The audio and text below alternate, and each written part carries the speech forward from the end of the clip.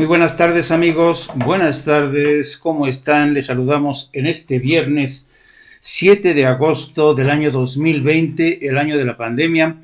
Espero que todos estén muy bien. Ya finalmente fin de semana, bueno, en realidad un fin de semana que de estos que cambian poco más bien, ¿no? Hoy arrancamos con estas escenas de lo que ha sido un accidente en la India, un accidente trágico de un avión que llevaba, hasta donde se sabe, 184 pasajeros, incluida la tripulación. El avión venía desde Dubái y se salió de la pista mientras aterrizaba en el aeropuerto internacional de Košice. 191 pasajeros estaban en el avión, incluida la tripulación. Lo que se sabe hasta ahora es que al parecer han perdido la vida los dos pilotos. Esta información está en pleno desarrollo. Como se podrán imaginar, como esto ha ocurrido de noche y como ven las imágenes, ha estado lloviendo, es muy posible que haya tenido que ver el tema del clima, de la meteorología. Parece ser que las desgracias siguen y siguen y siguen, y no hay que olvidar que la India pues sigue afectada por el tema de la pandemia. Y así arrancamos este viernes, primera edición de No Apto para Cínicos. Les estaremos informando qué ocurre, qué desenlace tiene finalmente este lamentable accidente en la India. Y por otro lado, el presidente en la mañanera de hoy, desde Baja California Sur, defendió el acuerdo con los pueblos yaquis, con la comunidad yaqui. Un acuerdo que no ha sido, por lo menos, no muy bien visto por algunos sectores de la población, porque hay que ver, por ejemplo, la atención que le dedican las 8 columnas de algunos medios de comunicación, por ejemplo, el Reforma, que ya sabemos que el Reforma de tiro por vuelta, el Reforma refleja muy bien el punto de vista del empresariado. Y miren cómo manejan la nota. Dice, lo aprietan los yaquis y les da tierras y agua. Quiere AMLO restituir hectáreas que repartió Lázaro Cárdenas. Entonces, este es el punto de vista del empresariado, ¿no? Y ya sabes, y como no era de esperarse, dice, superan decesos de COVID, violencia y otros males, el apocalipsis les faltó poner ahí a los compañeros del Reforma. Y pues esto da una idea de hasta qué punto, pues el acuerdo que yo digo que fue, a pesar de, el presidente informó que efectivamente se va a ver un nuevo trazo, sobre todo para resolver el tema del gasoducto, un proyecto que se negoció en términos bastante leoninos, bastante onerosos para el Estado mexicano. Entonces, él dijo que se está revisando este proyecto para ver si se hace un nuevo trazo, para ver si de esa manera los pueblos yaquis aceptan finalmente el nuevo tratado. Y esto, aunque le cuesta al erario mexicano, que le va a costar, pues representa la paz entre la comunidad yaqui, una comunidad que fue sojuzgada, maltratada durante décadas. Y yo creo que aquí el presidente, el criterio fue, bueno, pues no importa, o sea, el Estado no está para regalar dinero, pero todo sea por un bien, dice, porque la opción de hacer nada, francamente, no resuelve nada. Así es que el presidente reconoció que el Estado va a ser el encargado de pagar, no las empresas que tendrían que haberlo hecho, pero como ya estaban asignados los contratos, pues va a ser muy difícil. Y y vamos a ver también cómo el presidente habla de este tema que ya saben se ha convertido en la comidilla de, de, este, de todos por el número de muertos escandaloso en sí mismo, en términos nacionales, pero en términos comparativos no tanto.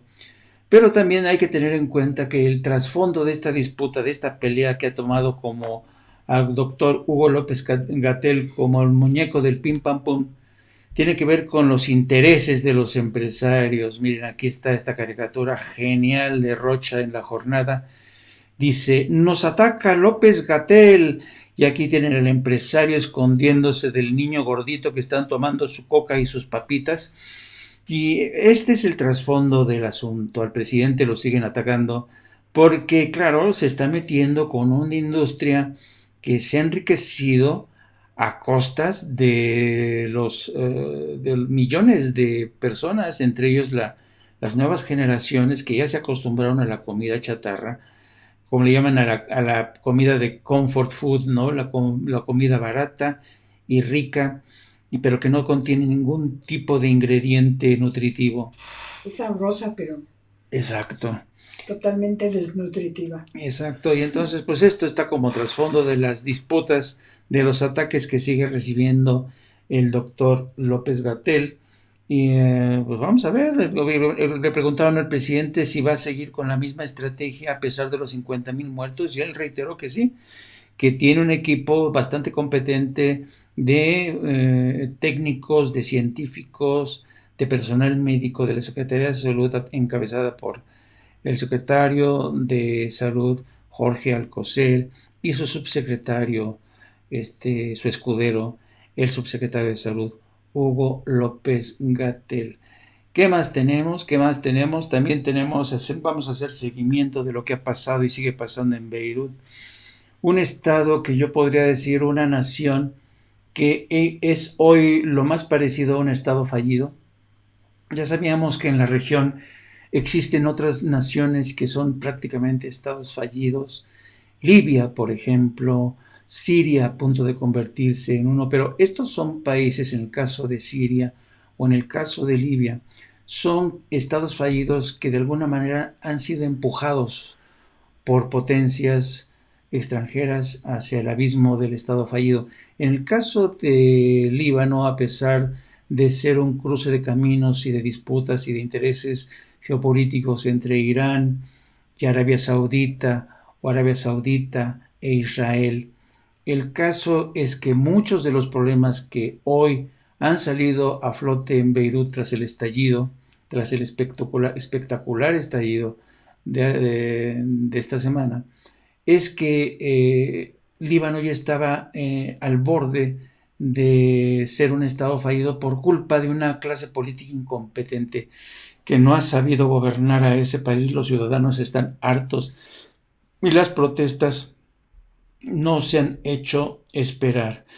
Y vamos a hablar también de una nota muy interesante que viene en nuestro periódico La Jornada y que tiene que ver con la labor de la Secretaría del SAT, que ha rescatado por auditorías 3 veces más impuestos, fíjense. Con razón mucha gente no les calienta ni el sol. Es una nota muy importante del periódico. Digo que es bueno que esto se haga precisamente teniendo en cuenta el actual contexto. Aquí está como principal también la promesa, la oferta del presidente de restituir tierras a pueblos yaquis y López Gatell diciendo que se afina etapa B para una epidemia larga. Las críticas de Víctor Toledo, ¿se acuerdan que hablamos ayer de ellas? Son normales en un proceso de cambio. Y se publicarán el 16 de agosto los horarios para las clases por TV. Pero esta nota es interesante, la del SAT. Así es que, más lo que se junte, que tenemos que ver con lo que está pasando en Estados Unidos en el curso de las últimas horas, siguen nuevamente la bronca, los ataques del presidente Donald Trump contra el encargado, el responsable de esta pandemia, de combatir la pandemia, el doctor Anthony Fauci, que ya saben que ayer mismo reveló que él y su familia han sido amenazados de muerte por estos locos seguidores del presidente Donald Trump. Y así arrancamos. Les saluda su querido servidor Jaime Hernández y como siempre con nuestra querida productora Hildy, querida Hilde. ¿Cómo estás, querida ¿Qué Hilde? tal a todos? Muy buenas tardes. Corriendo por todos lados, ¿verdad, Hildy? Corriendo, no queda otra. El día se acaba muy pronto. Oye, sí, por más que fileteemos las horas, se nos viene encima todo. Y luego tenemos unos ayudantes que son, los perros que tenemos son unos inútiles, son Bueno, escandalosos. no les pagan, no los has contratado. Seguramente será por eso. Así es, y vamos a saludar a quien ya se nos ha sumado esta mañana. Ela López, ¿cómo estás? Saludos a todos. María Zambrano, ¿cómo estás, querida? Holguimés, ¿cómo estás? Rocío Ruiz, muy buen día para todos. Gaby Salazar, Sandman, dice, para la derecha es muy fácil manipular a la gente con cuestiones complejas como esta pandemia a base de simplificaciones incoherentes. Pagamos el precio por permitir tantos años de mala educación. Sí, María Zambrano, ojalá se puedan sacar estadísticas sobre el total de muertos en la pandemia y cuántos de ellos fueron graves o fallecieron por complicaciones debido a obesidad. Se tiene un Sí, avance. Todos los días se da el avance acerca de estos datos. La verdad, María, es que hay mucha información y eso es lo contradictorio, que hay muchísima transparencia con los datos, muchísima transparencia con lo que se está haciendo, pero es increíble que, que se le dé tan poca consideración a esa información. Por ejemplo, cada tarde nos informan las comorbilidades principales en el número de casos confirmados y, por ejemplo, la hipertensión son el 19.77%, la obesidad el 18.74%, la diabetes el 15.94% y el tabaquismo el 7.20%. Sumemos todo eso y nos da más del 60% de la población total tiene una comorbilidad y de los casos confirmados que se han infectado por el coronavirus. También tenemos que el 46.92% son mujeres y el 53.08% son hombres. También tenemos gráficas acerca de las edades, de las gráficas de en qué estados y regiones, o sea, creo que hay muchísima información. La información es tal que me parece que la gente, sobre todo en los medios de comunicación, se vuelcan en cosas de lo más absurdo, ¿no? Porque los datos están ahí muy presentes. Por ejemplo, está claro que rebasamos los 50,000 defunciones, 50,517 defunciones acumuladas y los casos confirmados son 462,690. Pero no tenemos que olvidar que solamente hay activos 30,010 casos y se han recuperado 308,848 personas y hay un sospechosos 87,973, que son estos que luego se van a sumar a las cifras tanto de los recuperados o, en su caso, las defunciones. De todas las pruebas que se han hecho, que son más de 1,000,000 de pruebas, negativos han salido en esas pruebas 506,252. Entonces, sí hay un control aquí de las variables, sobre todo de la comorbilidad. Y se ha hablado mucho de que si estamos más arriba, que si estamos más abajo. Ya en algún momento habíamos comentado que incluso la Organización Mundial de la Salud decía que no se deberían hacer comparaciones entre países porque cada país tiene su forma de llevar. Incluso el presidente dijo hoy que incluso, dice, nos duele mucho, y ya dije que es hasta de mal gusto las comparaciones, pero son más los fallecidos, de acuerdo a la población, en Estados Unidos, en Brasil, en Chile y en Perú que en México. Exacto. O sea, pero yo creo que efectivamente no habría que estar tan cercanos a hacer las comparaciones. Creo que lo que deberíamos enfocarnos es en que en México, siempre se ha dicho que se está mitigando. No hay, o sea, jamás se ha ocultado que lo que se quiere hacer es mitigar, porque las cosas con las que tenemos que luchar son muy diferentes a cualquier otro país, igual que lo dice la Organización Mundial de los otros países. Cada uno tiene que luchar con sus propios problemas, más el coronavirus.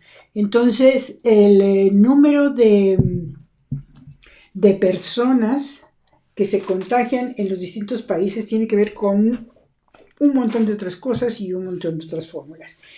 Después, se ha dicho también que bueno, que hay que ver la proporción aquí, la proporción allá, el millón de habitantes, los 100,000, los 10,000, los 20,000. Claro que sí, todo eso lo podemos ver, pero básicamente yo lo que considero más importante es tener en cuenta que estamos hablando de mitigación, no de control, no de una reducción de los casos, sino de una mitigación, cosa que no han hecho los países en Europa.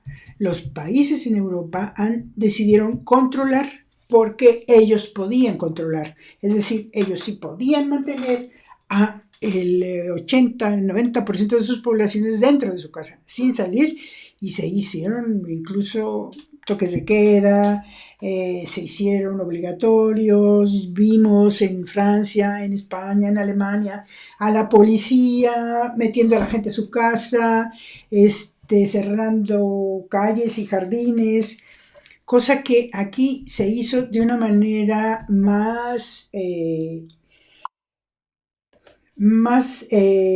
cercana a la responsabilidad de la gente. Se le pidió a la gente que fuera responsable, quienes pudieron hacerlo lo hicieron, pero sí hubo mitigación. Mitigación ha habido y sigue habiendo.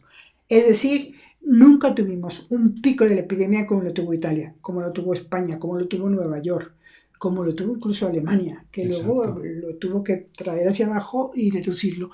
Pero nunca vimos el colapso de hospitales como lo pudimos ver en Nueva York aquí, que fue una cosa tremenda, que nadie se explicaba cómo podía estar pasando eso en Nueva York.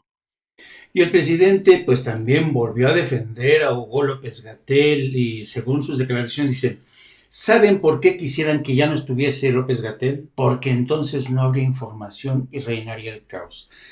Y se preguntó el presidente, es una pregunta interesante, pero ¿para qué se inventó la política? Para poner orden en el caos. Entonces nuestros adversarios, si no informáramos, imagínense, no quiero ni recordarlo, pero lo voy a decir para ver si se serenan. Una vez regresando de una gira en el aeropuerto, me acecharon medios, cámaras, para preguntarme que ya había fallecido una persona por COVID. El primer fallecido por COVID, afortunadamente no fue así.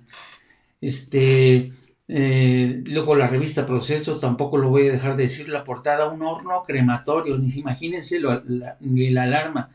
Luego el Reforma, tantos muertos, México en los primeros lugares, una falta de profesionalismo notoria. Y la verdad, si uno revisa la primera plana, insisto, del Reforma, es que dicen, bueno, este tipo de periodismo realmente ¿a quién responde? ¿A los intereses de quién? Y fíjense en el lenguaje de esta cabeza, ¿no?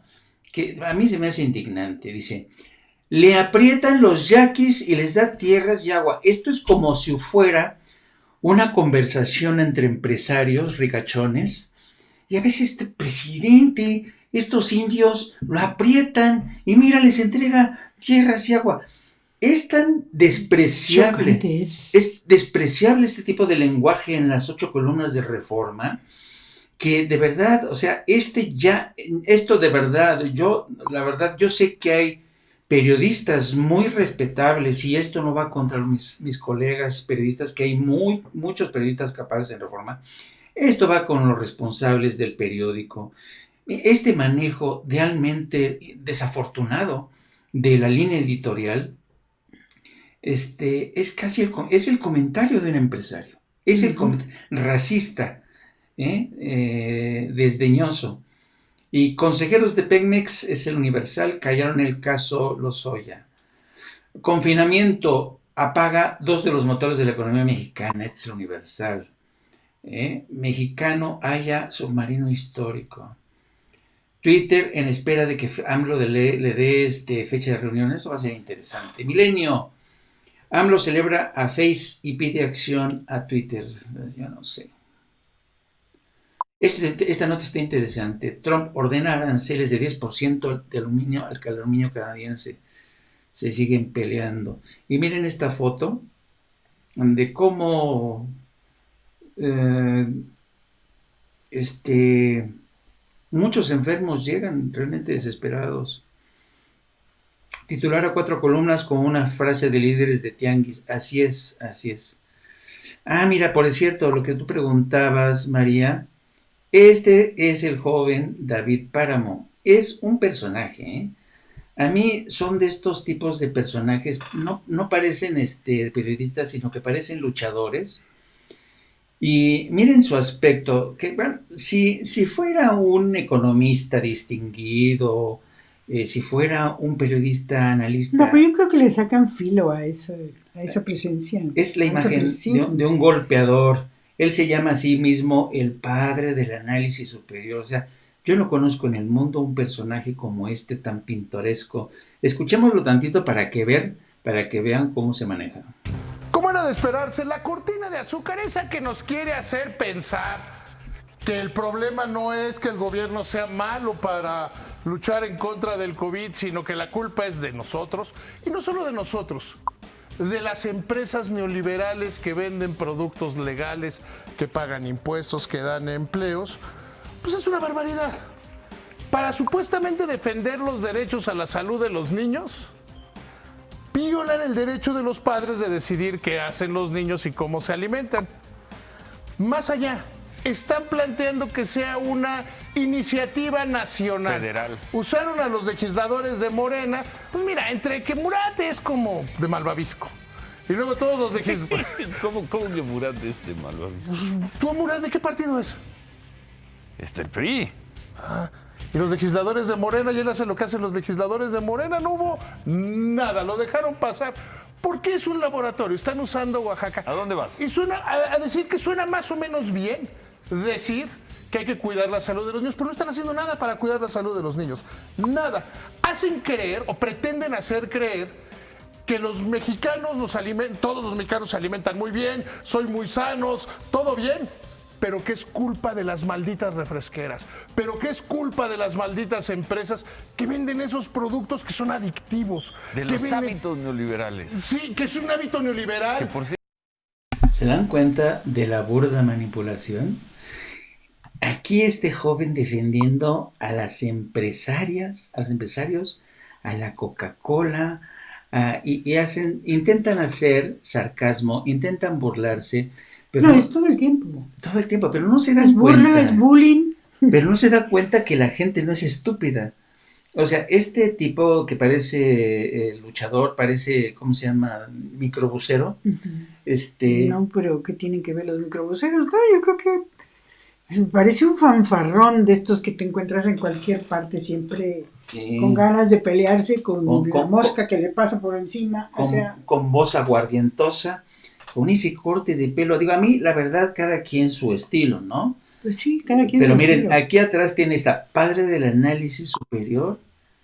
Digo, Dios mío, dices, ¿qué es esto? O sea, yo, la verdad, a mí me supera, ¿eh? Yo nunca he visto en el mundo una cosa tan grotesca, de verdad. No sé de dónde se han apergollado a ese... No. Y lo tiene dice María Zambrano, no es broma, el azúcar es adictivo y he visto niños con coca en el biberón, pues sí. Sí, y entonces estos tratando de minimizar el tema. Bueno, es que además lo quieren revolver con el COVID, no tiene nada que ver con el COVID-19, esta intención, interés de esta administración de ahora sí ir de frente contra los productos chatarra. Es decir, están revolviendo algo que se empezó a gestar hace ya años, incluso por nutriólogos, médicos y cuánta gente, con lo que está pasando con el COVID. O sea, el COVID no tiene nada que ver con evitar el consumo de alimentos chatarra. Eso es previo a Cuando llegamos al primer lugar de obesidad infantil, fue cuando se empezó a plantear que algo no está funcionando y que lo más fácil que tienen la mayoría de las madres es comprar camino a la escuela el lunch de los niños, y normalmente es un yogur con mucho azúcar, un pastelito o unas papitas o algo así, o una gelatina que también tiene alta cantidad de azúcar, y pues eso les ponen almuerzo. Entonces se dijo, no se puede seguir metiéndole este tipo de alimento a los niños en el recreo, hay que evitarlo a toda costa. Entonces se hizo una gran campaña para que no se vendieran en las escuelas. Se logró, pero en el papel. A la hora de la hora se siguió vendiendo la misma chatarra en las escuelas, alrededor de las escuelas y en cualquier parte. Entonces todo es papel mojado, todo ha sido papel mojado. Pero esto sí, mira, cuando yo veo esto, porque acuérdense que yo estuve 30 años fuera del país, estuve muchos años, pero cuando yo regresé y vi esto, dije, ¿qué es esto? ¿Qué es esto? ¿Esto es un comunicador serio?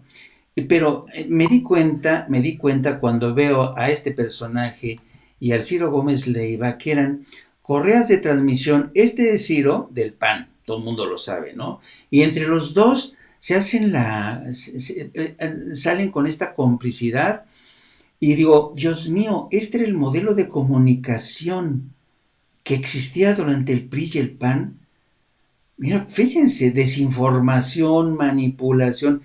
Dañará a empresas legales. Miren esto, dañará a empresas legales. Miren nada más esto. Yo, francamente, de verdad, y yo no sé, pero a esto le gustará al televidente mexicano. Este espectáculo. Pues yo creo que sí, porque les da rating el loco este. Sí. En la radio también tenía rating, ¿sí? O sea, yo creo que hay un sector de la gente que le gusta ese tipo de... Es más que nada un payaso, es como un Broso. A la gente le gustaba Broso, dime tú. Sí. Es decir, tú escuchas a Broso y dices, bueno, ¿y este qué? Dice Mónica Juárez, Gildy como siempre salvando de sus resbalones a Jaime. Aguas con los microbuseros. Sí. Perdón, señores microbuseros. Que tendrán que ver. Maestro Ponce, buenas tardes, querido. Y dice María Zambrano, es un chorizo mal amarrado.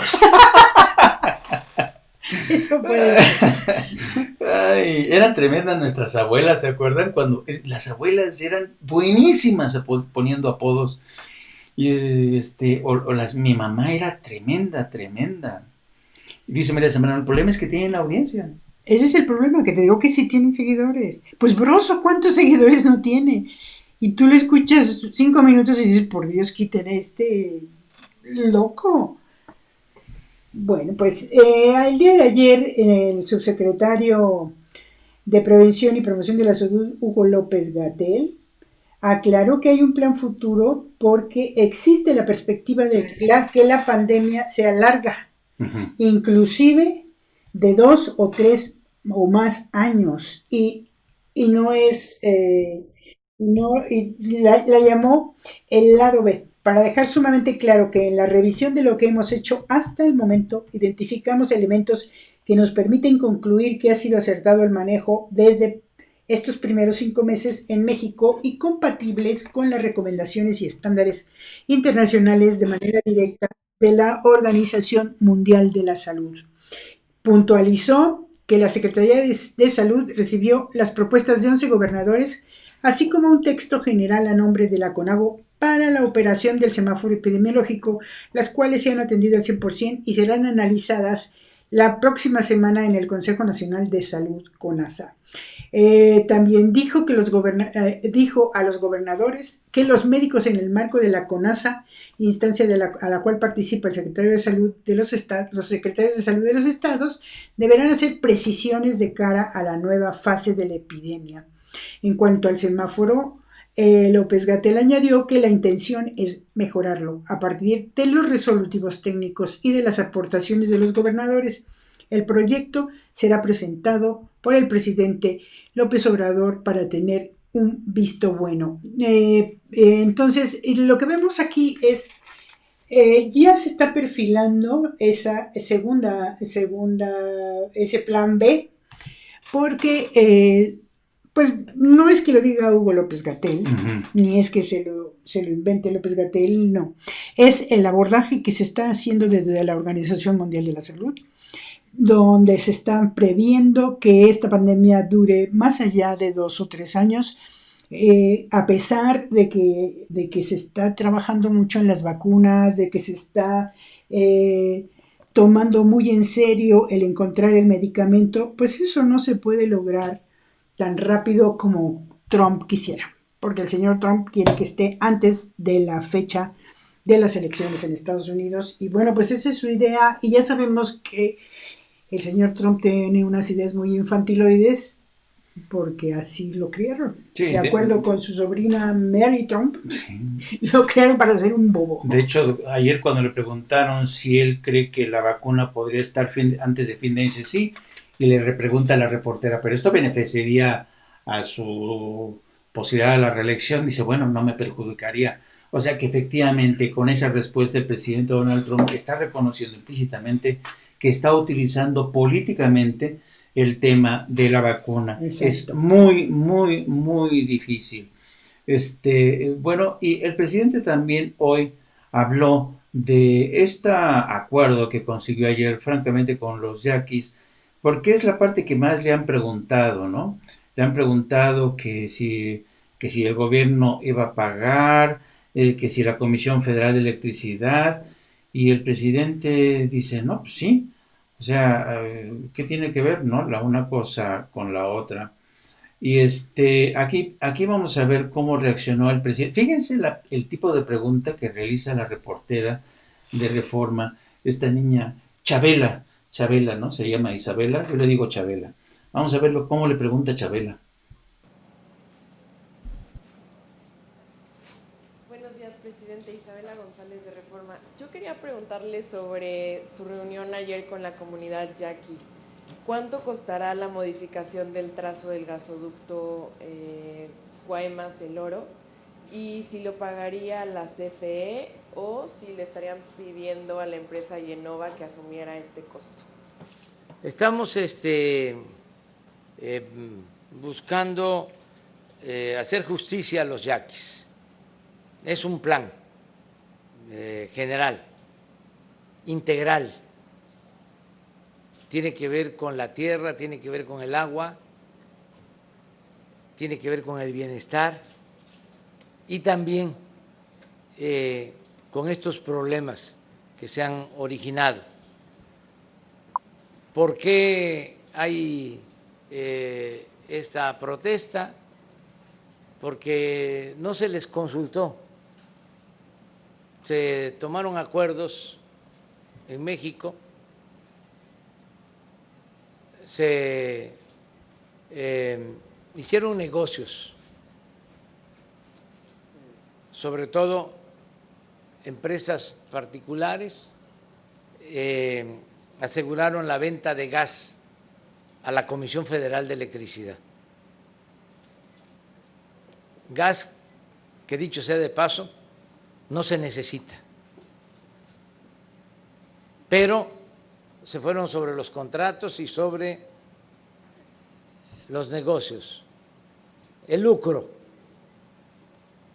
Entonces se firmaron contratos entre estas empresas y la Comisión Federal de Electricidad para la compra de gas y la construcción de estos gasoductos.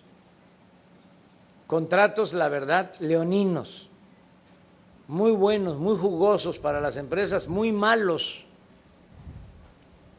para la hacienda pública, porque al final, cuando se terminen los contratos, se compre el gas, los gasoductos no van a ser de la Comisión Federal de Electricidad, sino le van a quedar a las empresas.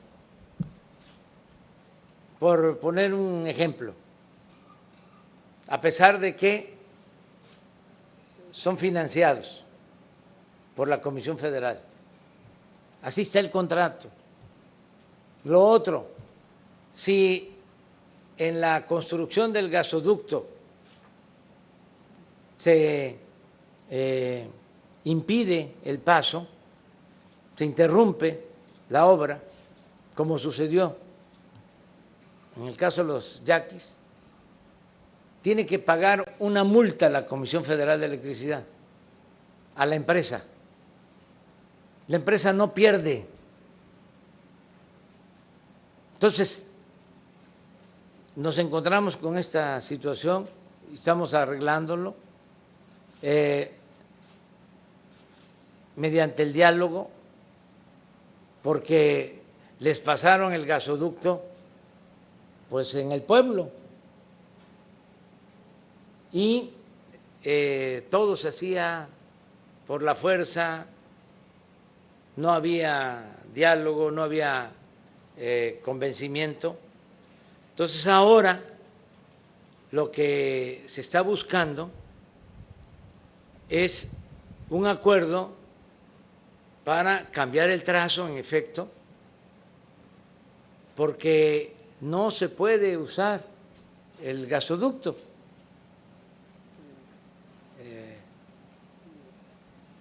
Y se está perdiendo más. Entonces, queremos llegar a un acuerdo con los pueblos yaquis para cambiar el trazo y resolver el problema,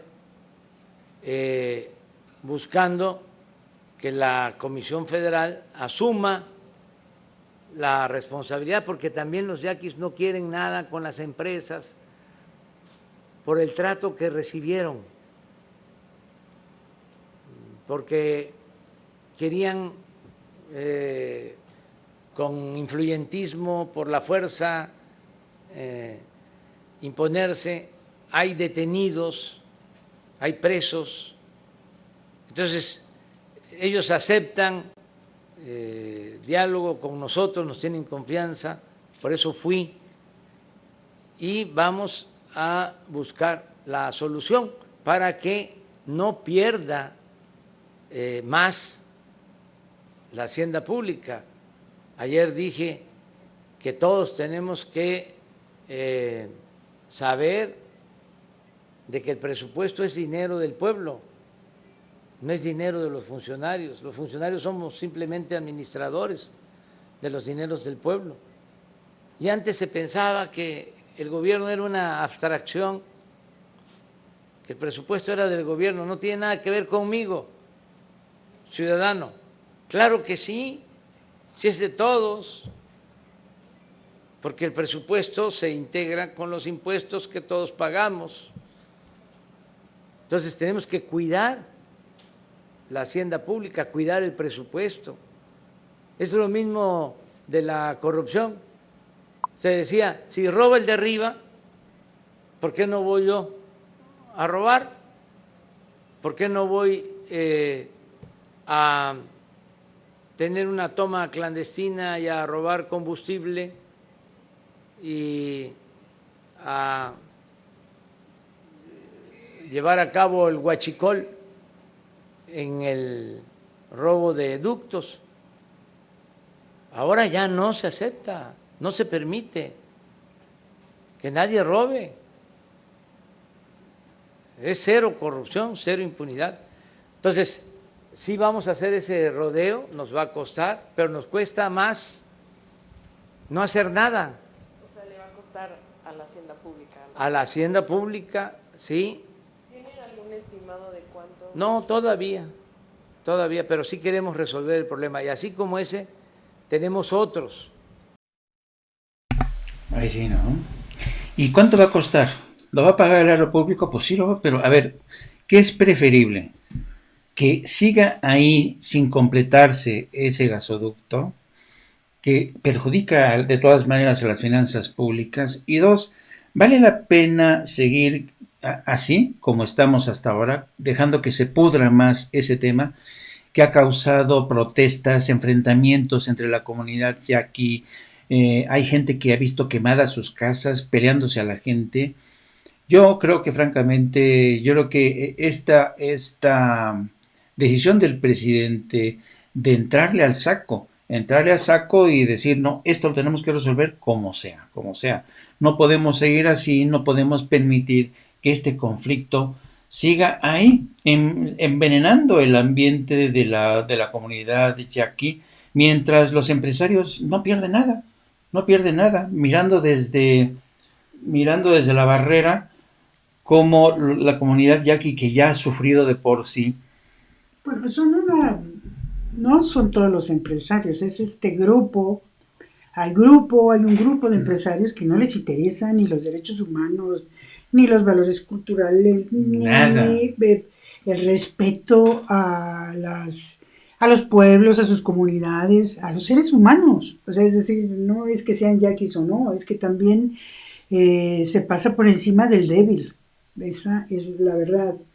Eh, y todo esto viene, fíjate, se les restituyeron sus derechos y tierras en 1937. Dijo, estamos en 2020, ya casi va para 100 años y siguen con los mismos problemas en su derecho de ser reconocidos como ciudadanos de primera y a quienes se les debe el respeto, es decir, que les vas a meter un gasoducto por el medio del pueblo, dices, pero hasta parece que está planeado así para que se suspenda la obra y no haya manera de terminarla y se siga recibiendo el dinero de la multa, ¿no? Entonces, a mí también me parece interesante que ayer Román Meyer, que es el secretario de Desarrollo Agrario Territorial y Urbano, haya ratificado que el programa de mejoramiento urbano incluirá 38 acciones que abarcan centros de salud, escuelas, una universidad, polideportivos y restauración de las 8 plazas ancestrales. En todos los casos, el diseño y material será acorde con la cosmovisión y costumbre de los yaquis. A mí, por favor, si esto no les parece una inversión a futuro y lo que les parece es un gasto o que le hacen manita de puerco al gobierno federal, por favor, es totalmente absurdo. Porque yo creo que es una comunidad, como muchas otras, que merecen ser respetadas y atendidas en lo que vale cada ser humano de los que allí viven, ¿no? Entonces, pues hablar como habla el Reforma ya es, por favor, de una exageración. No, más que exageración es salirse por la tangente. Es decir, no encuentro ni cómo explicar que sea tan estúpida la posición. Bueno, ¿y ya podemos dar el salto al internacional? Sí. Bueno, nada más que ayer se dijo que el 16 de agosto se darán a conocer los horarios de las clases a distancia para educación básica. Y se dijo también que las evaluaciones serán trimestrales y para el nivel superior cada escuela definirá fechas de inicio y todo lo que haga falta. La parrilla de programación y los horarios completos se transmitirán mediante los canales de televisión en el inicio del ciclo escolar. Se publicarán entonces estos horarios el 16 de agosto, de acuerdo con lo que dijo Esteban Moctezuma Barragán. Y creo que eso es todo. Nunca es muy interesante lo que dice el secretario de Educación, pero bueno, hay que verlo todos los días para tener entendido qué es lo que pasa. Bueno, vámonos a Beirut, porque yo creo que lo que está ocurriendo en Beirut, más allá de la información puntual, hay que asomarnos y tratar de entender esta nación que se ha visto sacudida por esta explosión. Y para mí la mejor metáfora de lo que ha ocurrido en Líbano en general y en Beirut en particular, es esta imagen que ustedes seguramente ya vieron en las redes sociales. Es una novia que se está disponiendo a ser fotografiada. Aquí la tenemos. Esta es la novia, ¿no? Ella es doctora. Es doctora ¿Es médico? Ajá, es médico. Es espectacular el video porque, miren, es como el país mismo que está tranquilo y de repente el discurrir de la vida es así tranquilo, hasta poético, ¿no? Cuando de repente se ven sorprendidas por este.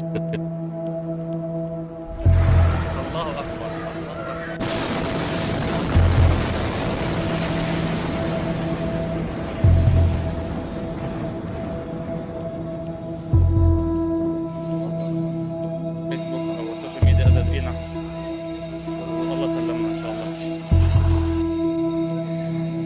كل اللي عم يسمعونا وبيحضروني هلا جايين عم رج ما حدا طلع من بيته، طلع من فجار حطنا انا بالصيفي فيلج.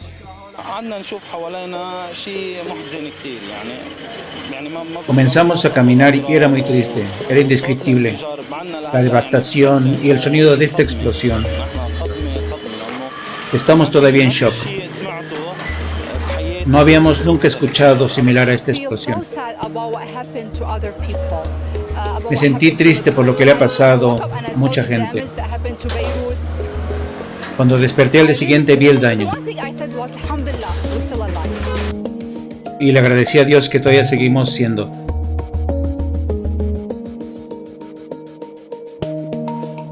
Devlani es doctora en Estados Unidos y ella misma atendió a varios heridos que estaban en el área. La devastación en Beirut ha sido catastrófica. Muertos 100, más de 100 y más de 5,000 heridos. Bueno, esto ya lo habíamos visto. Siguen buscando cuál es la causa de esta explosión, pero para mí es una metáfora de cómo esta novia que había viajado con su esposo a un país que se supone que estaba recuperando la normalidad después de tantos años de guerra y violencia, de repente nuevamente las manecillas del reloj se retroceden en la experiencia de mucha gente. Y es increíble esta historia, que para mí, insisto, es como una metáfora de lo que ha pasado. Y en el curso de las últimas horas, ya saben, empieza esta campaña de dimes y diretes, de acusaciones cruzadas, quién fue, quién está detrás de este ataque. Y todo el mundo, pues claro, apunta a los israelíes, otros apuntan hacia Hezbollah, pero Hezbollah hace apenas un minuto ha negado tener algo que ver con esta explosión. Aquí tenemos cómo Hezbollah niega que haber tenido ningún depósito de armamentos en el puerto de Beirut. El líder Hezbollah negó este viernes las acusaciones que su movimiento que respalda a Irán hayan tenido un almacén de armamentos en el puerto de Beirut y dice: yo mismo respaldo que se haga una investigación a fondo, ¿no? Y entonces ya empezaron las acusaciones, incluso las conspiraciones de gente que piensa que algo ha pasado, algo ha ocurrido. Incluso en internet ya circularon imágenes como las que les mostramos desde ayer noche, de videos que han sido trucados. Les presentamos miren, obsérvenlo, cómo parece ser que el ataque viene desde el aire, la segunda explosión sobre todo. Miren esto.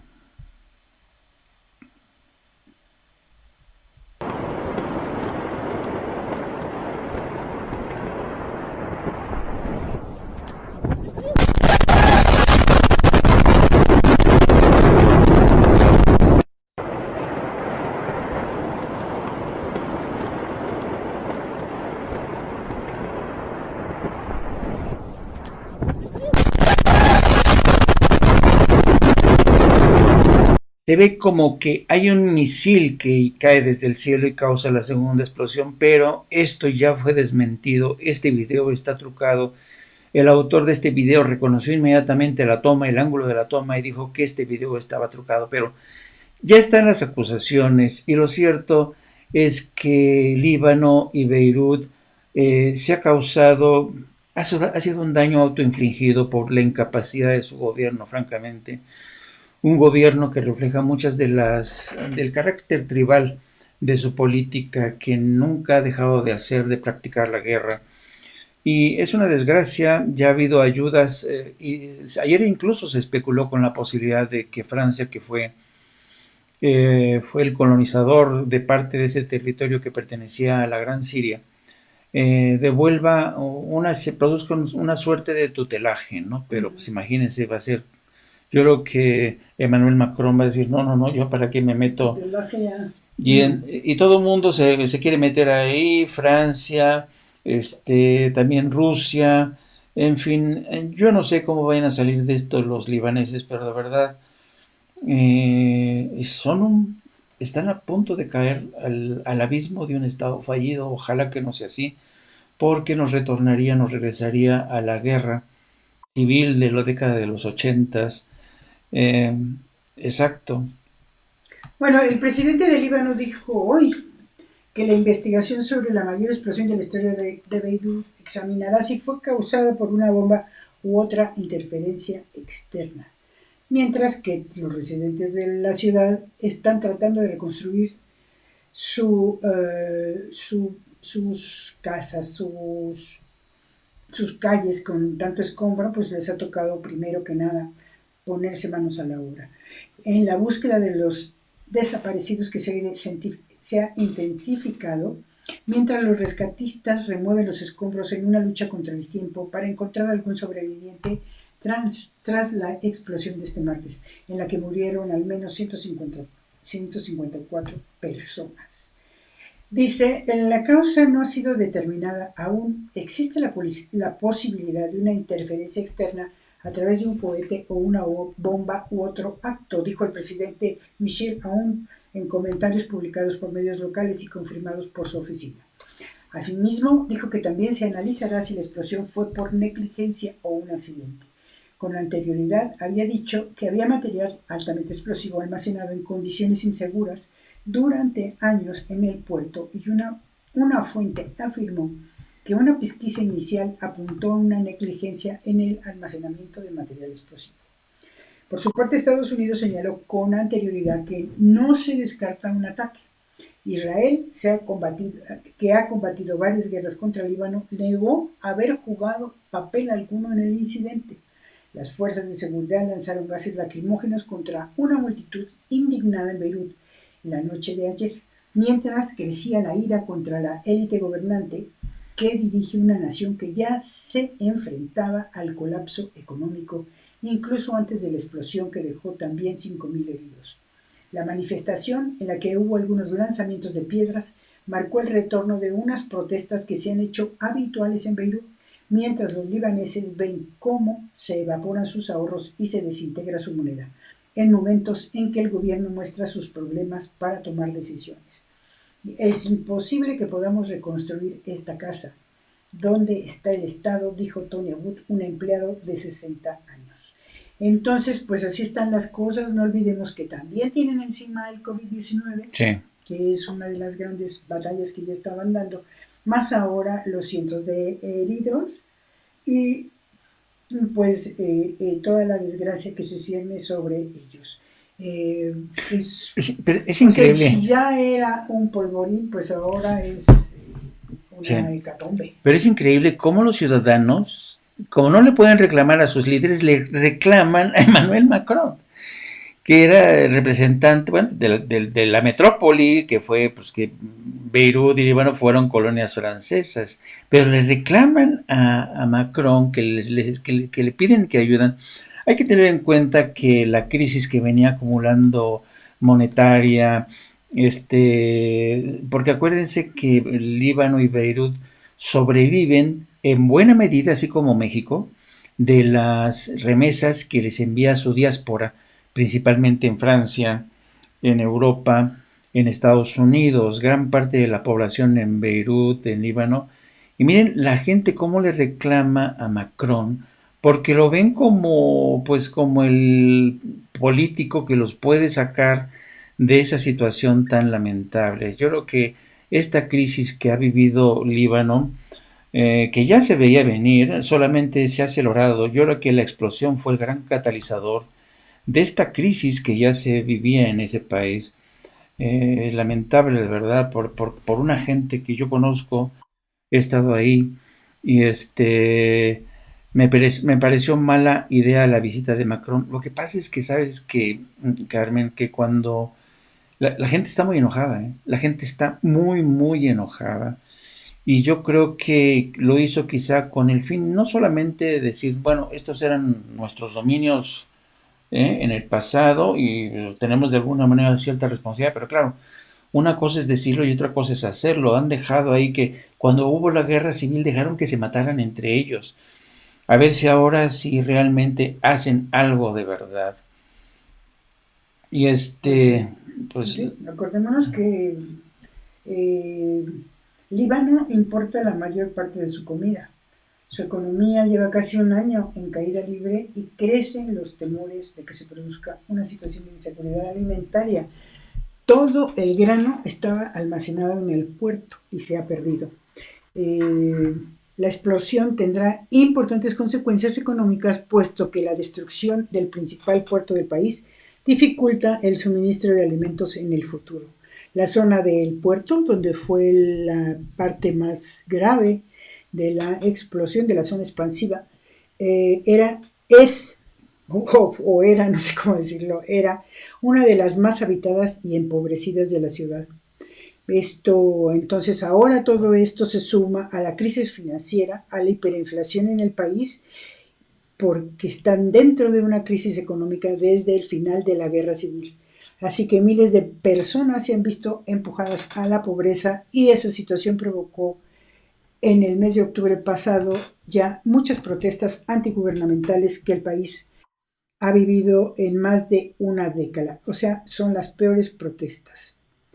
Entonces, incluso su deuda interna con respecto al Producto Interno Bruto fue la tercera más alta del mundo. Entonces hay que imaginarse lo que es llevar una deuda externa tan monumental. El desempleo estaba situado en el 25% y casi un tercio de la población vivía por debajo del umbral de la pobreza. A finales del año pasado también se desveló que el Estado era completamente consciente de que el Banco Central estaba llevando a cabo lo que era básicamente un esquema financiero piramidal, conocido como Ponzi.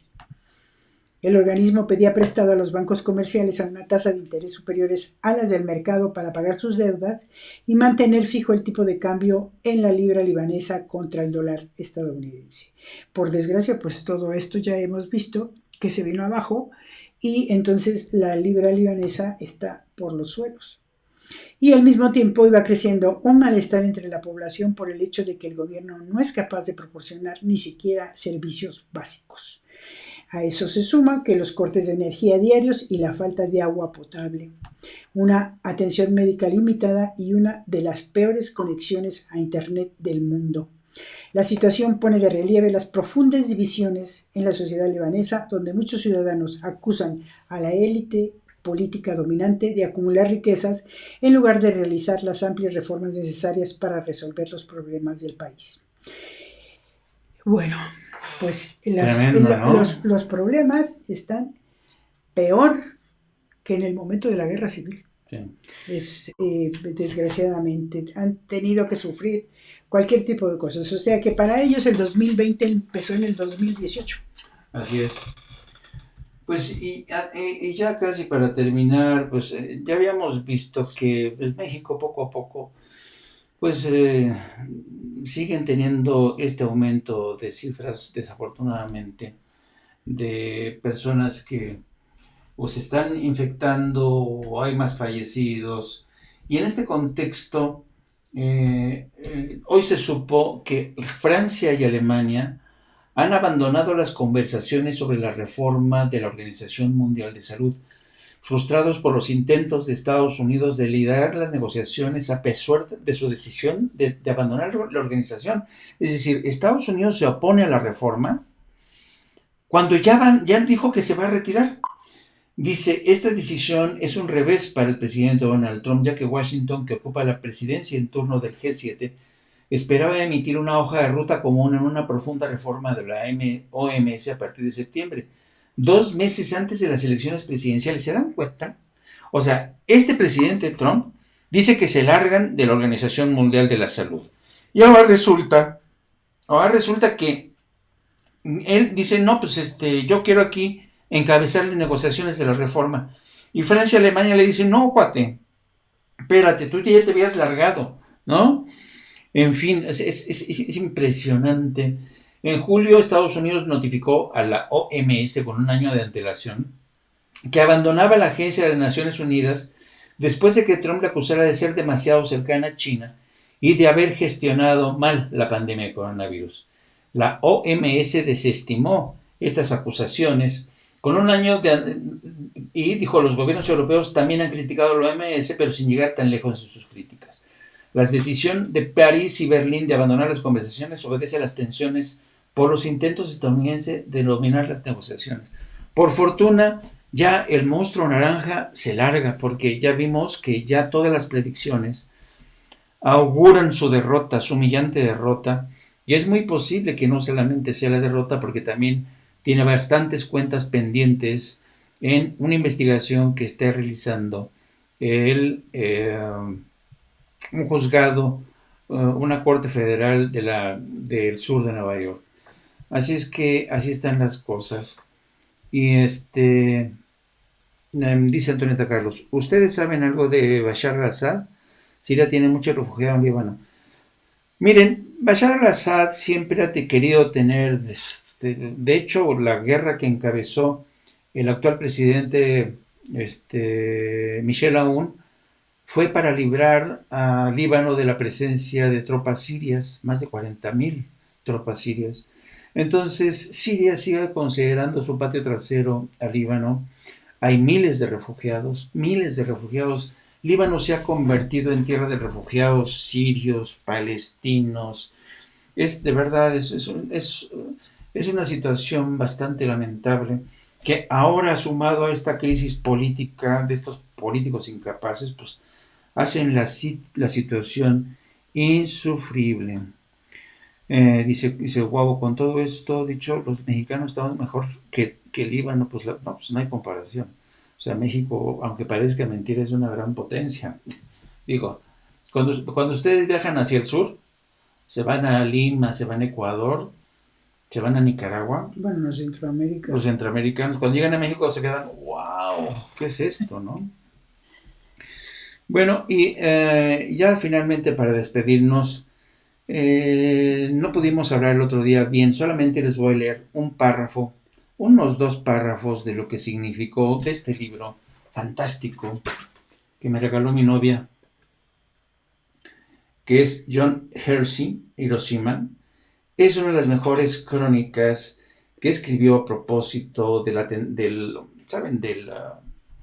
la bomba nuclear que Estados Unidos lanzó. Y entonces, a mí se me hace realmente, para que vean el tipo de reportaje que escribía, solamente les voy a leer unos párrafos, para que vean la calidad de la escritura y de los reportajes de John Hersey. Dejamos eso para el final. Yo nada más quiero recordar que mañana vamos a tener a Víctor Manuel Rodríguez Molina. El doctor. Que es doctor en neurociencias, en fisiología, profesor de la Facultad de Medicina de la UNAM. También es un importante divulgador científico y nos va a hablar de la nueva normalidad, cómo nos estamos acostumbrando, sobre todo teniendo en cuenta, por ejemplo, el anuncio, ¿no?, del gobierno de que ahora las clases de los niños se van a dar por televisión, ese tipo de nueva normalidad, si se le puede llamar así. Acuérdense que México es el único país que está ensayando este modelo de educación a través de la televisión.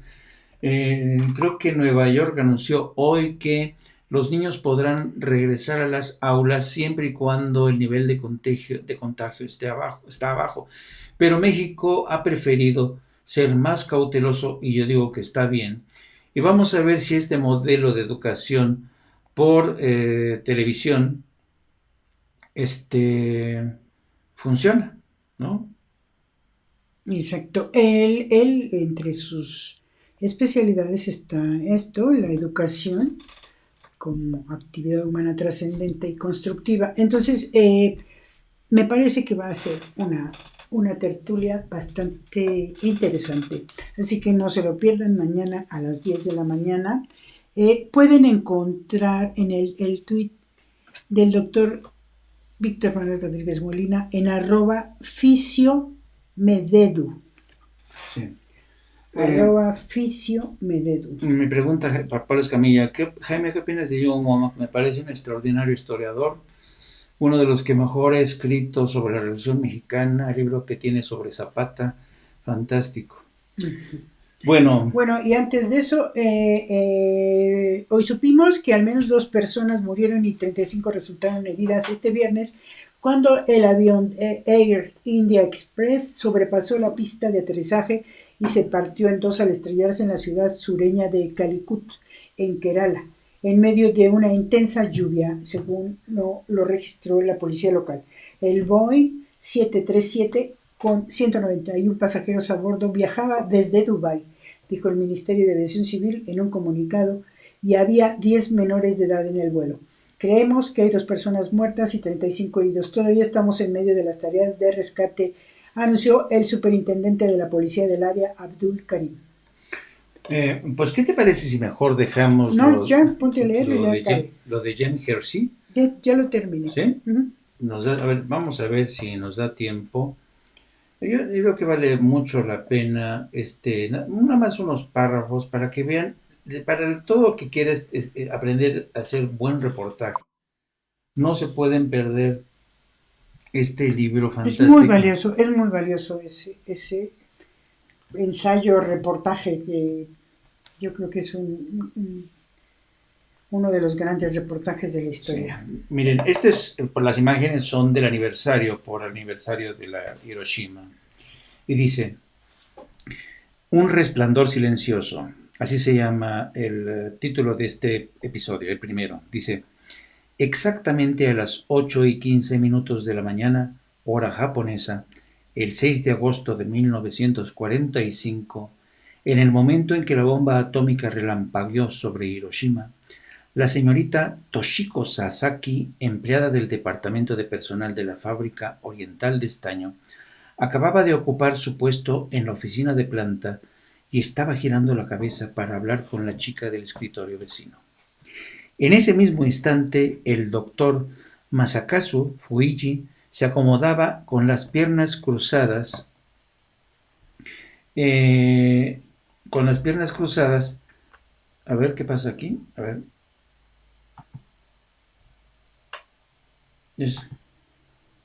Con las piernas cruzadas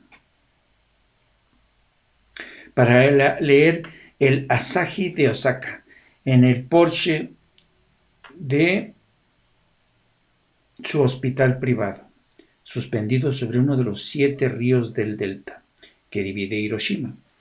La señora Hatsuyo Nakamura, viuda de un sastre, estaba de pie junto a la ventana de su cocina observando a un vecino derribar su casa porque obstruía el carril cortafuego. El padre Wilhelm Klingsgård, sacerdote alemán de la Compañía de Jesús, estaba recostado en ropa interior y sobre un catre en el último piso de los 3 que tenía la misión de su orden, leyendo una revista jesuita. Stimmen der Zeit. El doctor Terufumi Sasaki, un joven miembro del personal quirúrgico del moderno Hospital de la Cruz Roja, caminaba por uno de los corredores del hospital, llevando en la mano una muestra de sangre para un test de Wassermann, y el reverendo Kiyoshi Tanimoto, pastor de la iglesia metodista de Hiroshima, se había detenido frente a la casa de un hombre rico de Nkoi, suburbio occidental de la ciudad, y se preparaba para descargar una carretilla llena de cosas que había evacuado por miedo al bombardeo de los B-29 que, según suponían todos, pronto sufriría Hiroshima. La bomba atómica mató a 100,000 personas, y estas estuvieron entre los sobrevivientes. Todavía se preguntan ¿por qué sobrevivieron si murieron tantos otros? Cada uno enumera muchos pequeños factores de suerte o voluntad. Un paso dado a tiempo, la decisión de entrar, haber tomado un tranvía en vez de otro, que salvaron su vida. Y ahora, cada uno sabe que en el acto de sobrevivir vivió una docena de vidas, y vio más muertes de las que nunca pensó que vería. En aquel momento ninguno sabía nada. Es impresionante y si se dan cuenta, arranca esta historia refiriéndose a varios personajes. Él mismo se dedicó a interrogar, entrevistar a estos personajes y elaboró, construyó un entramado, un andamiaje, entrevistando a varios personajes y luego fue entrelazando sus historias.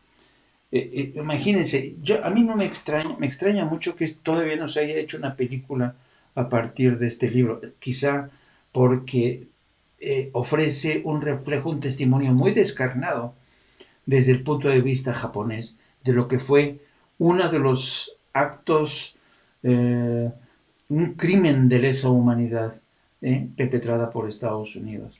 Yo creo que por eso no se ha hecho una película, pero si ustedes leen este relato, que es fantástico, esto es una lectura recomendada para alguien que quiere estudiar periodismo y quiere escribir bien y quiere hacer crónica. El autor, John Hersey, no aparece, ustedes no lo ven. Tiene esta capacidad de ser invisible, solo muestra, habla del dolor de las víctimas y no se nota, desaparece por completo. Como debe ser. Pero yo creo que no solo para quien quiere estudiar periodismo, yo creo que es una muestra de periodismo que además es historia y que sería muy interesante que todos pudiéramos leer en algún momento. Bien, amigos, en la tarde no estaremos, ya hemos tomado la decisión que los viernes por la tarde, porque tenemos muchas cosas que hacer, no vamos a transmitir la segunda edición todos los viernes, pero de lunes a jueves sí la vamos a transmitir. Siempre habrá segunda edición. Los viernes no será una única excepción, pero nos vemos mañana a las 10 de la mañana en nuestra tertulia. Y los esperamos mañana con su cafecito a las 10 de la mañana, tiempo central, que serán, si no me equivoco, las 5 de la tarde en Europa. Así es que los esperamos a todos. No se olviden de dejar su like, por favor, nos sirve mucho eso. Corran la voz para seguir creciendo. Y los esperamos mañana, insisto, con nuestro invitado especial que nos va a hablar de la nueva normalidad. ¿Algo más, mi querida productora? Eso es todo. Es todo. Ese es todo, amigos. Nos vemos mañana a las 10. Chao, chao, bambinos. Muy buenas tardes.